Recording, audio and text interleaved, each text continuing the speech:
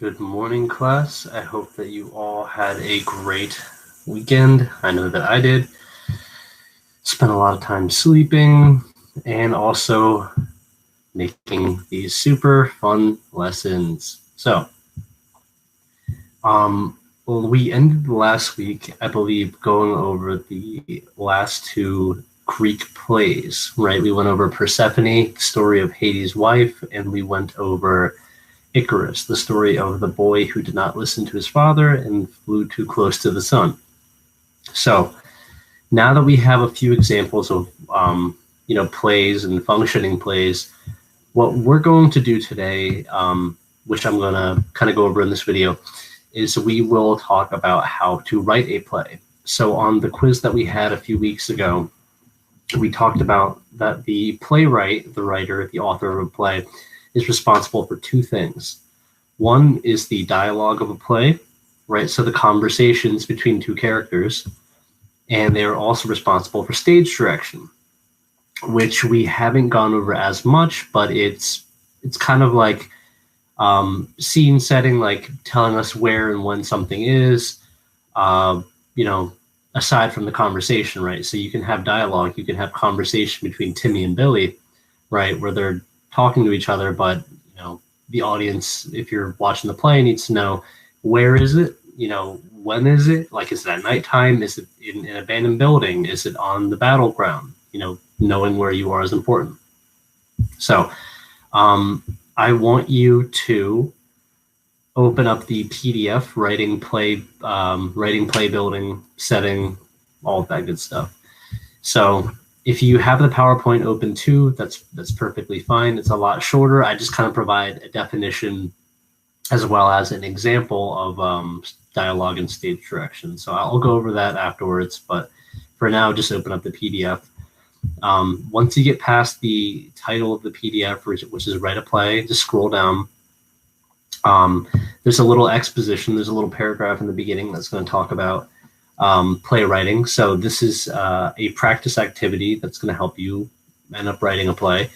So you keep going down, right? If you're on the second page, you'll see the title of the play called Fat Foam. And directly under that, you're going to see that there's a characters menu. So this is the first thing you're going to need to keep in mind, that if you write a play, always have, you're going to have the title, but also right underneath that have the characters and have the characters listed out one on top of the other, not in a line, but just, Kate, Pete, Mom. A few spaces under that, you're going to see the beginning of your stage direction. Scene 1. And then in parentheses, it states that Kate stands in the living room watching television and a commercial comes on that catches her attention, right? So this goes into stage direction. So the beginning of every scene, and even sometimes in the middle of scenes, you will need to have stage direction. If anything physical is meant to happen, you need to have your stage direction down. So in the story of, we'll say, Icarus and his father, right? The stage direction could be, it could begin the scene where he walks up, like it's in the, he walks into the room and sees his father hunched over, like making something, and his dad's making the wings. So the stage direction is always going to be shown in a parentheses, right? So in those curved lines, right? And on the PowerPoint, I provided an example. Oh, jeez. I provided the example. Rudy is rushing around his living room, frantically searching the room. Sammy, his little brother, walks in. So in the scene that I have in the PowerPoint, so we're going to take a step away from the PowerPoint and talk about, or the PDF and talk about the PowerPoint. I have given you an example for dialogue and stage direction, right?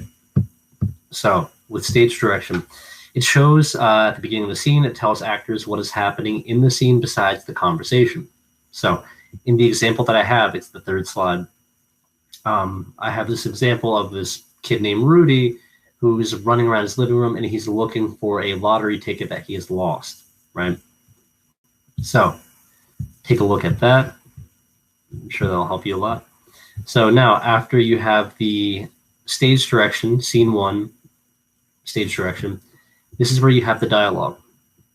So you have a conversation between Kate, Pete, and Mom, right? So, wow, did you see the commercial? That fat foam sounds unreal. That is exactly what I need. Long, shiny, full body hair that will last all day long. My hair is always flat and in strings at the end of the day, right? So you have the scene setting, right? Like I said before, the stage direction, like Kate's standing in the living room, she's watching this commercial. And so now the audience knows that this is what's happening following that action, right? So the stage direction is what physically happens, and the dialogue, right, the words, is what is spoken. So that's a good way to remember it. One is physical action, the other is a conversation. So,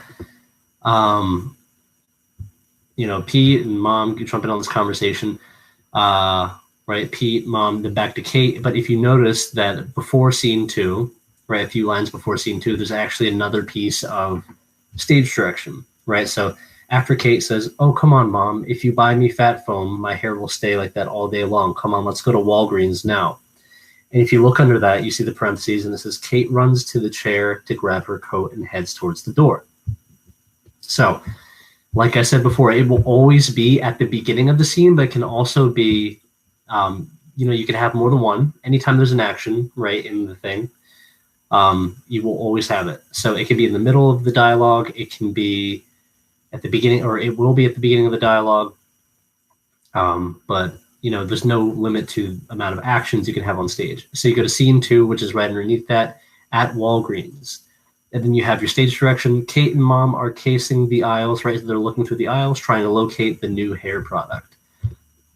So it's pretty self-explanatory that the only thing that's not repeated over and over again is the characters list at the very beginning, right? So you have your title, characters list, and you can just jump right into scene 1.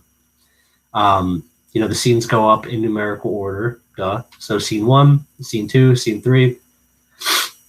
So as long as you begin with scene 1, Kate stands in the living room, blah, blah, blah. You have your stage direction followed by your dialogue, which can also contain some stage direction to break it up. You just keep going on scene by scene, right? So scene 2, dash at Walgreens. It's telling you a little bit more stage direction. You keep scrolling down, scene 3, back home. You don't have to read this entire story, but I think that the more you read it, the pattern becomes clear on how to properly write a scene or write a play. So what's going to happen is that I'm going to give you a writing prompt on your activity, and you will practice this form. You're going to practice writing a scene that talks about what the writing prompt is about, which means that you're going to need to have, even if it's one scene, you're going to need to have your title, right? So the same way the story is called Fat Foam, you're going to have a title, which can be whatever you want as long as it's school appropriate. You have to have your list of characters, and you need to have one scene, right? So you'll say scene 1, tell me where it is. Give me some stage direction, right? So the same way you see Kate stands in the living room, provide me with some, like an action or something that's telling the audience, telling me what's happening in the setting, followed by an exchange of dialogue. I want you to have a minimum of 2 characters. I want there to be a conversation.